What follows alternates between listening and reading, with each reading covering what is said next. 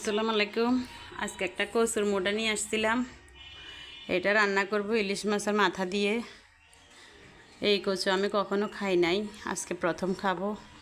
কচুগুলো নীল নীল। লবণ হলুদ মাখি রাখি দিছি ইলিশ মাছগুলো।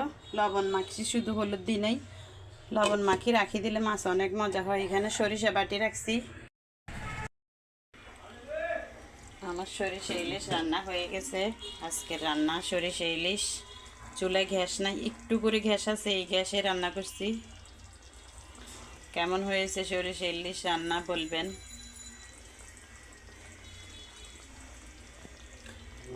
এইদিকে কিন্তু ইলিশ মাছের মাথা টাথাগুলো রাখি দিছি, কারণ চুলায় গ্যাস নাই, অল্প গ্যাসে রান্না করা যাবে না। তাই কচু তরকারিটাও রান্না করতে পারলাম না, গ্যাস নাই। একটু গ্যাস দিয়ে এই সরিষা ইলিশটা রান্না করলাম আজকে। ভাতও রান্না করতে পারি না, কী খাবো জানি না।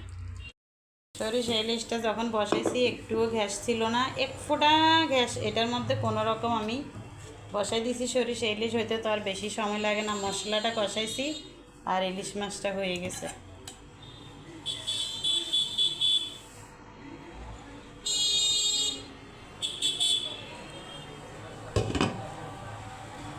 হয়েছে নাকি বলেন? মজা হয়েছে?